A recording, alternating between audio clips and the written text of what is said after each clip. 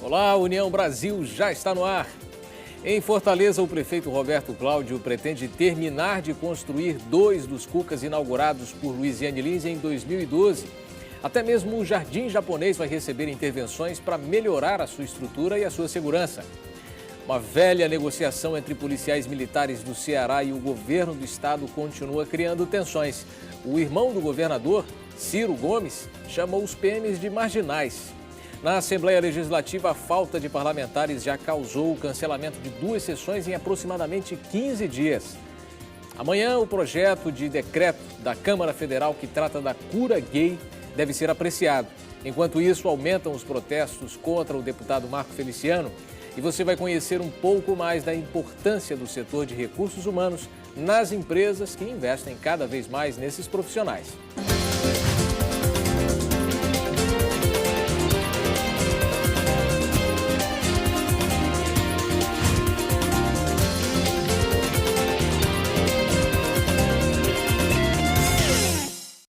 Boa noite para você, eu sou Richel Martins. 2 cucas, mecanismos de inclusão social e cultural implantados na gestão Luiziane Lins, em Fortaleza, haviam sido inaugurados em 2012, mesmo sem estarem concluídos. A atual gestão recomeçou essas obras e pretende entregá-las até setembro deste ano. A ex-prefeita Luiziane Lins tratou a construção dos Centros Urbanos de Cultura, Ciência, Arte e Esporte de Fortaleza, os Cucas, como um dos carros-chefes dos 8 anos de sua gestão. Ao final, foram inaugurados 3 dos 6 prometidos e 2 deles estavam inacabados. Um com 85% da obra concluída e outro com 60%. Esta semana, as obras foram retomadas nos Cucas da Regional 5 e 6. Agora nós estamos retomando a obra da Granja Portugal, que é uma praça da juventude, e até o final desse mês agora, de maio, será dado ordem de serviço para 3 centros de arte e educação do Ministério da Cultura. Um no Vicente Pinzon, outro no Acuri e outro na Grande Lisboa. Os recursos para a finalização desses 2 cucas são provenientes do Tesouro Nacional. 12 milhões de reais, 5 milhões para finalizar o Cuca da Regional 6 e 7 milhões para finalizar este Cuca da Regional 5, sendo que 2 milhões desta verba são apenas para pagar dívidas. Quando a obra demora mais de um ano, ela sofre reajustamento de preços. Então esses reajustamentos eles têm que ser pagos com dinheiro do Tesouro. Então, quando chega no final da obra, chegando ao final da obra, o que restou para ser feito, a única fonte de recursos que tem para concluir é o Tesouro. Por isso, a dificuldade em si, e no início da gestão, você retomar essas obras. Cada cuca deverá atender, em média, 3.000 jovens por ano. Outro equipamento inaugurado na gestão anterior é o Jardim Japonês, na Avenida Beira-Mar. O local já é ponto turístico da cidade, mas tem sido alvo de reclamações por conta da falta de manutenção e segurança. A Prefeitura iniciou hoje uma intervenção no Jardim Japonês. Vamos ver.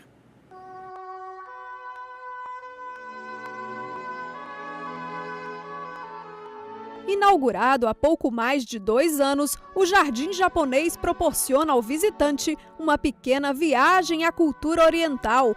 Talvez por isso tenha se tornado tão rapidamente um dos principais pontos turísticos da capital cearense.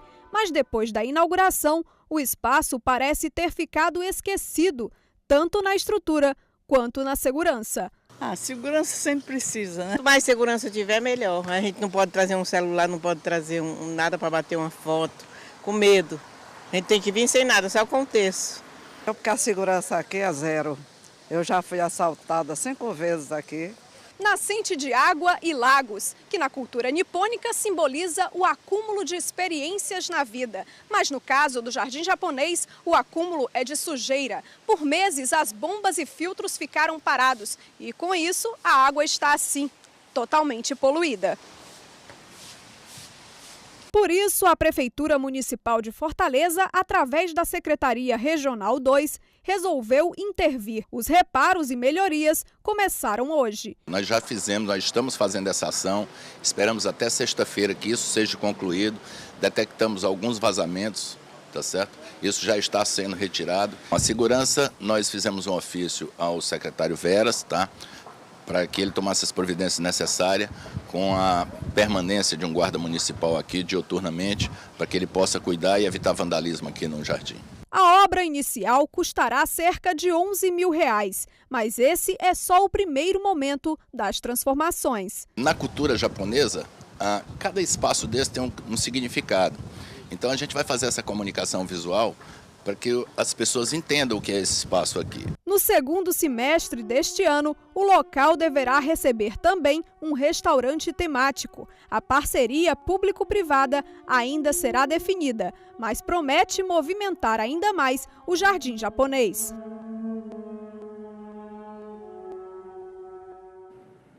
Para você participar do União Brasil, você já sabe, o nosso telefone é o 3486-1721 e o nosso perfil no Twitter é o @UniãoBrasilTV. Já temos uma pessoa na linha. Alô, boa noite. Boa noite, Richel. Com quem eu falo? Tá falando aqui é o Cleiton, aqui do Pirambu. Fique à vontade, Cleiton. Amigão, só para falar a vocês aí a respeito, que não é só os Cuca e nem as praças Jardim Japonês que tá na acabada, não. Tem as quadras de esporte que tá tudo na acabada, tudo sucateada, cara. Falar pro nosso prefeito Roberto Cláudio para ele ajeitar também as nossas praças, as quadras de futebol. E, Michel, outra coisa, só pedir desculpa a você, porque ontem eu estava assistindo o seu jornal, certo? Sim. No jornal todas as noites, a respeito ontem lá da Praia do Futuro. Sim. Certo? Porque isso aí ainda está causando ainda repercussão aqui em Fortaleza. Rapaz, ó, para você ver aqui a verdadeira privatização ali na Praia do Futuro. Sim. Certo? Aquilo ali tem que tirar aquelas barracas tudo que dali, porque estão privatizando a praia, um espaço que é público. Muito obrigado. Tá ok, muito obrigado a você, Cleiton. O Cleiton acabou de comentar sobre uma reportagem que nós exibimos na edição de ontem, que falou sobre a cobrança de taxas extras feitas por barracas de praia a clientes que compram produtos, camarão, outros produtos de comerciantes ambulantes. E isso causou um grande desconforto aos clientes dessas barracas e nós mostramos aqui ontem no União Brasil. A ex-prefeita de Fortaleza, Luiziane Lins, falou pela primeira vez da atual gestão da capital desde que deixou o governo municipal. Sem poupar críticas, Luiziane chamou de desastre a gestão de Roberto Cláudio e disse que morre de pena da cidade. A ex-prefeita acusou o executivo municipal de funcionar apenas como apêndice do governo do estado. As declarações foram feitas ontem à noite, após reunião do Diretório Estadual do PT. Luiziane disse, no entanto, que só aprofundará as críticas na próxima semana, quando deverá conceder uma série de entrevistas. Sem esquecer das críticas ao ex-ministro Ciro Gomes, irmão do governador. Luiziane disse que Ciro falou de si mesmo ao afirmar que não é relevante quem será o candidato à sucessão de Cid em 2014, importando mais o projeto político a ser defendido. Hoje é o Dia Mundial de Combate à Asma, uma doença respiratória que pode levar à morte se não for tratada. A atendente de telemarketing, Luziane, não gosta nem de lembrar os sintomas de uma crise de asma. Eu sinto muita dor nas costas, na região do pulmão, sufocada, não consigo respirar direito. Às vezes até o que eu como, eu não consigo respirar. Estima-se que em todo o Brasil são mais de 20 milhões de pessoas com a doença.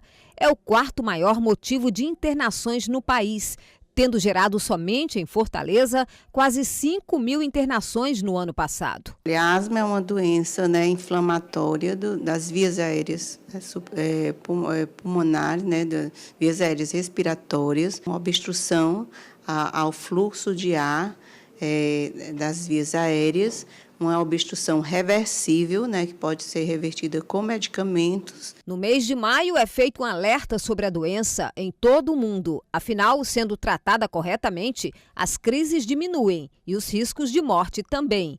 Por ano, são 2.500 pessoas que morrem por conta da asma no Brasil. Apesar de ser uma doença simples, mas se ela não for bem conduzida, quer dizer, essas vias aéreas inflamadas o tempo todo, pode ocorrer o que nós chamamos de remodelamento brônquico, ou seja, vai haver uma fibrose, uma cicatrização desse processo inflamatório e aí muitas vezes a pessoa não consegue mais reverter esses quadros, Gilberto sabe a diferença que o tratamento e o acompanhamento médico fazem na vida dele. Vamos dizer assim, o tratamento tem facilitado não, tem melhorado não, tem praticamente extinguido isso na minha pessoa. Normalmente as crianças são cheias de energia, não é? Por este e outros motivos, elas ficam expostas a alguns riscos, alguns acidentes comuns, como impactos na região da cabeça. Nesses casos é preciso muita atenção, porque mesmo que não haja um corte ou até mesmo um inchaço, a criança pode sofrer problemas neurológicos. Toda criança gosta de brincar e é um ser curioso. Muitas vezes não tem limites. E acidentes como quedas ou pancadas na cabeça não é difícil de acontecer. Até os 2, 3 anos de idade, as causas mais comuns são as quedas da própria altura. Apesar de que a gente tem que prestar muita atenção com uma coisa que vem se tornando muito frequente e que pouco se diagnostica, que é os maus tratos infantis, né? Algumas mães realmente elas têm maus tratos, ou seja, as crianças sofrem maus tratos e apresentam uma síndrome, a criança apresenta uma síndrome que se chama síndrome do bebê chacoalhado. Se a criança vomitar, sentir sonolência, ficar muito quieta e não recuperar seu comportamento normal, é preciso, sem dúvidas, procurar um médico, pois se não tratar, pode haver consequências. A criança, ela já tem um crânio mais delgado em relação ao adulto. Portanto, passível de fraturas com determinada facilidade e em função do trauma. Às vezes, um trauma discreto pode provocar uma fratura craniana e essa fratura craniana poderá causar complicações. Os impactos pequenos não são tão importantes. Se a criança chorar, mas voltar a brincar em pouco tempo, é sinal de que não foi nada grave, como foi o caso do filho de Ingrid. Ela não precisou levá-lo ao médico. Não vi necessidade de levar ao médico, até porque eu acho que é uma situação extremamente pesada para as crianças ficarem no médico o tempo todo, eles não gostam, pegam trauma e tudo mais. E quando eu vi que não teve nenhum tipo de sequela, pelo menos a curto prazo, eu não vi necessidade de levar não, ficou bem.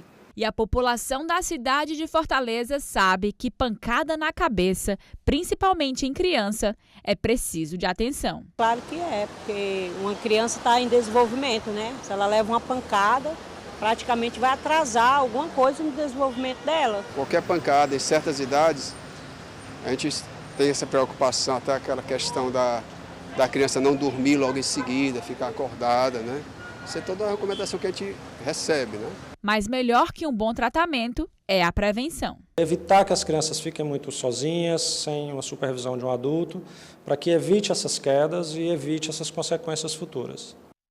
A seguir, mais tensão entre policiais militares e governo do Ceará. As negociações que começaram em 2012 ainda não deram resultados.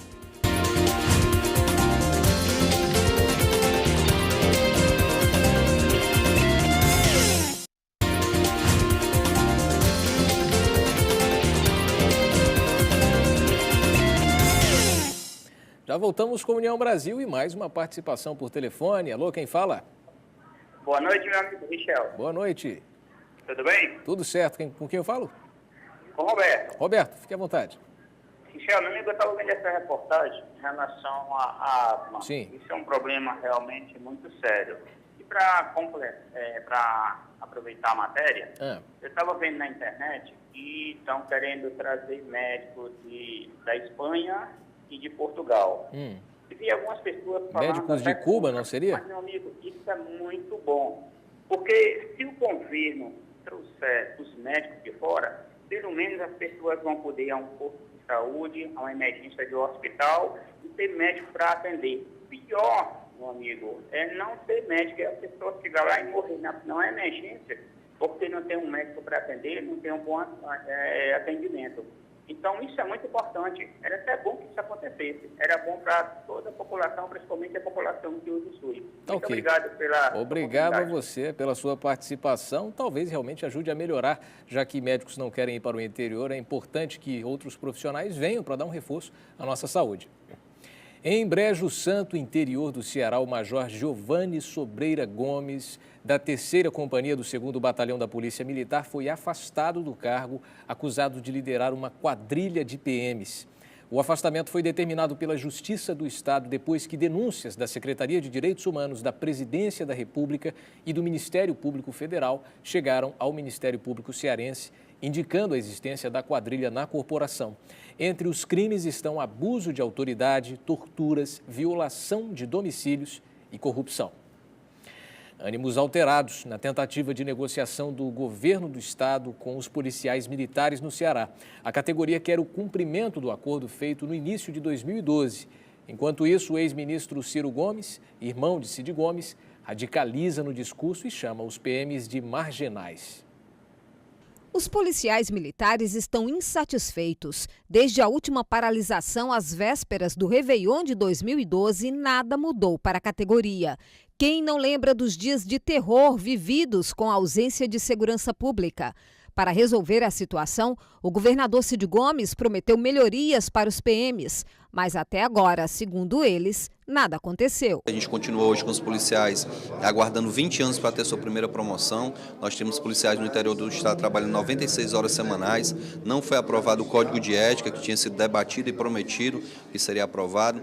A questão da hora extra também não foi definida e nem tampouco o reajuste 2013 e 2014. Alguns militares envolvidos na causa acabaram sofrendo retaliação. A deputada estadual Eliane Novaes recorda. No começo do ano, dia 3, se eu não me engano, eles tentaram fazer uma reunião, a associação, a entidade, né, representativa dos policiais, e eles estão hoje isoladamente no Comando Geral. Nós fizemos já uma visita, eu como presidente da Comissão de Direitos Humanos, o capitão Wagner, o bispo emérito Dom Edmilson. Estivemos lá visitando, né? Existem esses policiais que por terem participado dessa reunião, estão exatamente afastados das suas atividades e estão no Comando Geral. Ontem, o ex-governador Ciro Gomes saiu em defesa do irmão Cid. Ciro polemizou ao afirmar que o corpo policial do estado está apodrecido, infestado de marginais, a serviço de um projeto político salafrário. A gente fica preocupado com esse cidadão fazendo esse tipo de declaração, haja visto que já há uma desmotivação muito grande por parte dos profissionais pelo não cumprimento do acordo do governador do estado. Ainda vem o irmão do governador, cronista esportivo, né, que hoje não exerce nenhum cargo político, não sei porque ele está interferindo desta forma, vem agredir os policiais chamando eles de marginais. A discordância política deve-se ao fato do capitão Wagner ter ligação com o ex-governador Lúcio Alcântara e ao ex-prefeito de Maracanaú, Roberto Pessoa, inimigos declarados dos irmãos Ciro e Cid Gomes. Na verdade, o que o ex-ministro falou é a verdade que todo mundo sabe, que, como toda instituição, existem membros da instituição que denigrem o quadro a que pertence. Mas eu não acho que há uma questão pessoal, acho que tem parcela da categoria aí tem as suas reivindicações que são justas, mas é preciso que se diga que quem faz parte da Polícia Militar é gerenciado por um código diferente. O policial militar não é um servidor público comum. A população é que sai prejudicada, a população precisa de segurança, né? E um dos pontos, carro-chefe da campanha do governador Cid Gomes foi a questão da segurança. E nós temos que ver o seguinte, tem aumentado a violência no nosso estado, né? Comparando com a cidade de São Paulo, são 5 vezes maiores. Nossa produção tentou entrar em contato com o ex-ministro Ciro Gomes, mas ele não foi localizado. Durante aproximadamente 15 dias, a Assembleia Legislativa do Ceará não teve 2 sessões por falta de parlamentares. Uma realidade não apenas por aqui, mas bastante comum também no Congresso Nacional. Os prejuízos são muitos, é dinheiro público sendo desperdiçado e projetos de lei que ficam sem votação. Os deputados federais tiveram apenas 91 dias de trabalho em 2012, mais de 5 meses a menos do que os trabalhadores brasileiros comuns. Segundo o levantamento sobre a assiduidade da revista Congresso em Foco, cada parlamentar compareceu, em média, 74 vezes para votar na Câmara. Faltar a uma sessão destinada à votação pode resultar em desconto no salário, assim como muitas faltas sem explicações podem acabar até em cassação. Mas no Senado, 80% das ausências foram atribuídas a tratamento médico, ausência por compromissos externos e até licença por motivos particulares. Uma das deputadas federais tirou 35 licenças médicas nos 55 dias em que faltou. Um absurdo não isolado, ao contrário, comum entre os colegas. O que nós temos que dizer é que é lamentável e que aqui, pelo menos aqui na Assembleia Legislativa, esses deputados não têm se utilizado do expediente do atestado médico, porque nós sabemos que muitas vezes esse atestado médico pode ser gracioso. E a classe médica do Estado do Ceará está atenta a essa possibilidade. No ano passado, a deputada estadual Raquel Marques, do PT, foi investigada pelo Conselho Regional de Medicina por causa de um atestado médico de 120 dias. Mas a deputada nega e defende quem precisa da licença para justificar a ausência. Eu não acredito que nenhum parlamentar possa estar trazendo algum atestado que não seja verdadeiro. Quero acreditar que nenhum parlamentar possa estar usando indevidamente de um direito que assegura de estar doente e não estar presente à sessão. No Ceará, o salário pago aos parlamentares soma 3 subsídios e ultrapassa os R$20 mil. Em abril deste ano, por exemplo, o demonstrativo de gastos de um deles somou R$ 32.822,66. A democracia tem um custo muito alto, né? Que é de eleger representantes, indivíduos que recebem salários que, se comparados à média da população, são salários muito satisfatórios. Há instalações que também têm um custo muito alto para o contribuinte. Tudo isso está funcionando a despeito da ausência dos parlamentares. Eu sou uma pessoa totalmente descrente com os políticos aqui no Brasil. Só quer pro bolso deles. Vale nem a pena? Não. É melhor nem votar em branco. Só. É uma obrigação, né, lutar pela defesa do povo, do cidadão. E se eles não fazem isso, então, por que se elege então, né? Porque pedem votos. Mesmo com tantas cadeiras vazias no plenário, os deputados afirmam entender a importância do quórum e da consequente participação. Evidentemente, há de se entender que a frequência na Assembleia Legislativa do Estado do Ceará sempre foi muito bem aplaudida, Brasil adentro, Ceará fora. Eu estou aqui há 6 mandatos consecutivos, há 23 anos e posso falar isso de cátedra. Eu acredito, e na minha avaliação, o fato da sessão estar começando mais cedo tem prejudicado a chegada de alguns deputados que vêm, por exemplo, do interior, que tem bases. Eu moro aqui em Fortaleza, mas tem deputados que têm base fora. Então, isso não é tentando justificar, mas, de fato, causa uma dificuldade em começar a sessão 9 até 9h20. É um absurdo, né? E todos eles são pagos por nós. Está prevista para esta quarta-feira a apreciação do projeto de decreto da Câmara Federal que trata da cura gay. Sem dúvida, uma votação que já é motivo de muita polêmica antes mesmo de acontecer.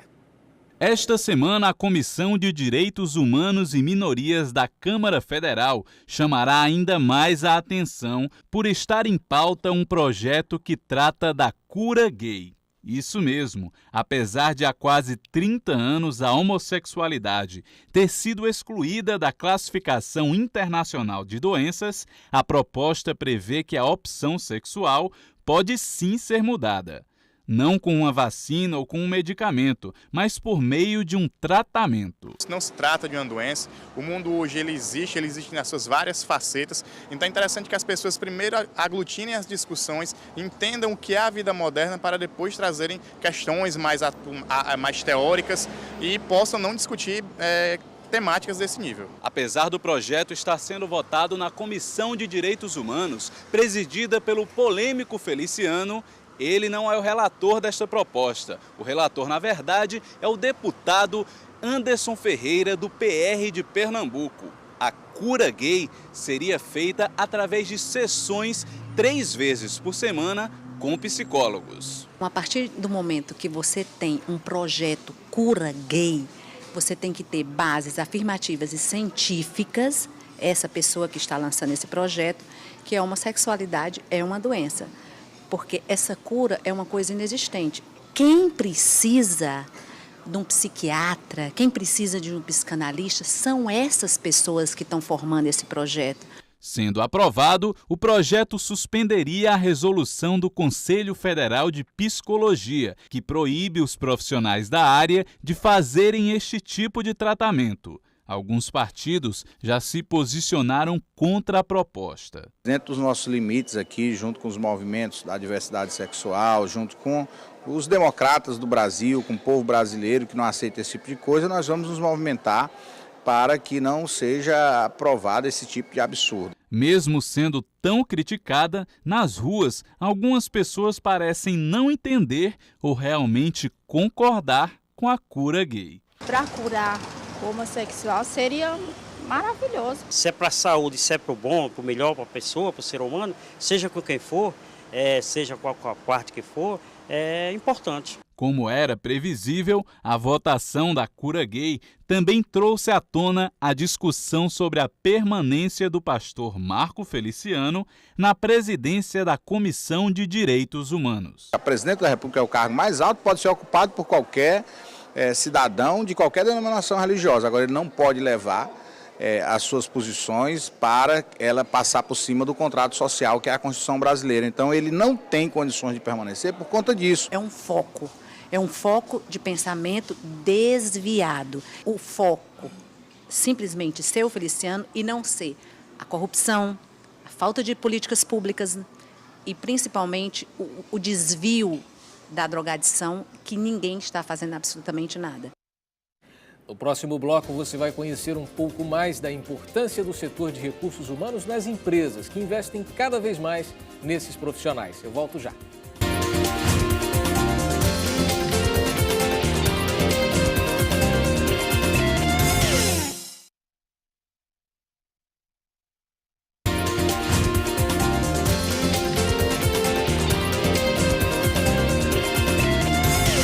Hoje em dia, o número de empresas que dão importância à contratação de profissionais de recursos humanos tem crescido.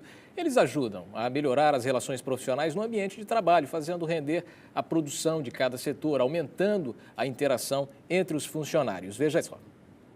As empresas estão mudando o seu comportamento no que diz respeito à relação com os funcionários. Não existe mais um ambiente hostil, aquela divisão e hierarquia bem definida, onde o patrão manda e o empregado obedece. Com essa atitude da empresa, nós temos diversos benefícios, né?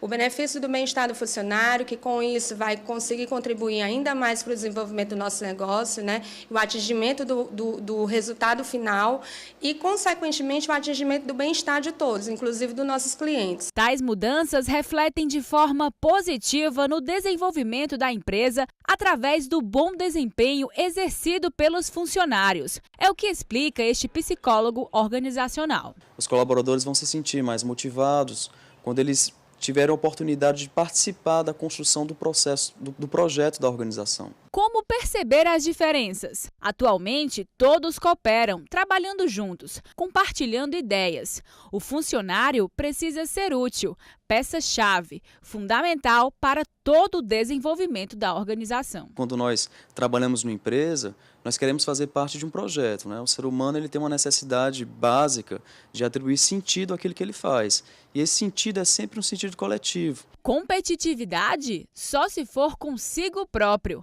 Nesta empresa, todos buscam trabalhar em equipe e tem até uma campanha para promover a amizade. A campanha, ela objetiva mobilizar o público interno para que ele possa, dentro dessa perspectiva, desse conceito de amizade, possa estar construindo uma empresa diferenciada e que possa ser assim percebida pela sociedade. Embora já exista conscientização dos proprietários das empresas no que diz respeito a motivar os funcionários, no Ceará ainda é preciso mais investimento. Falar com um consultor da área de gestão de pessoas, né? Contratar um consultor, ele vai fazer um diagnóstico da organização, ele vai fazer um diagnóstico do modelo de gestão que é adotado, dos principais problemas, dos focos de insatisfação. Então, nós temos vários instrumentos de diagnóstico organizacional.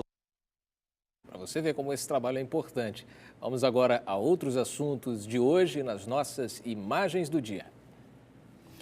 Uma ativista do grupo espanhol União Geral de Trabalhadores participou de um protesto hoje em Barcelona, na Espanha, contra o desabamento de um prédio que abrigava uma fábrica têxtil em Bangladesh, cujos trabalhadores produziam roupas para marcas ocidentais em péssimas condições de trabalho. Mais de 700 pessoas morreram em Dhaka.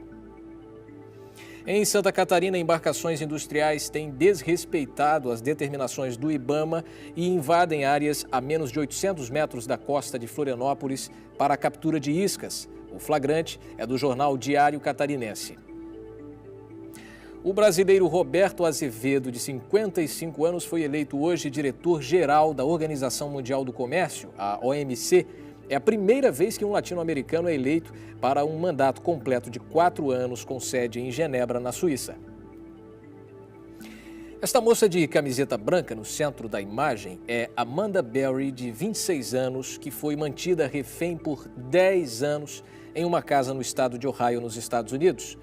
Mais 2 mulheres foram encontradas na casa, Gina de Jesus e Michelle Knight, todas sequestradas ainda na adolescência por Ariel Castro, que você vê no canto da imagem, um homem de 52 anos. A garotinha na cama aí é filha de Amanda com o sequestrador, que foi preso com outros 2 suspeitos, que por sinal são irmãos dele.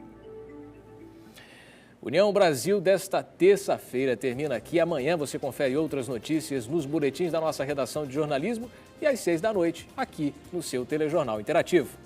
Obrigado pela sua companhia e até lá. União Brasil, informação além da notícia.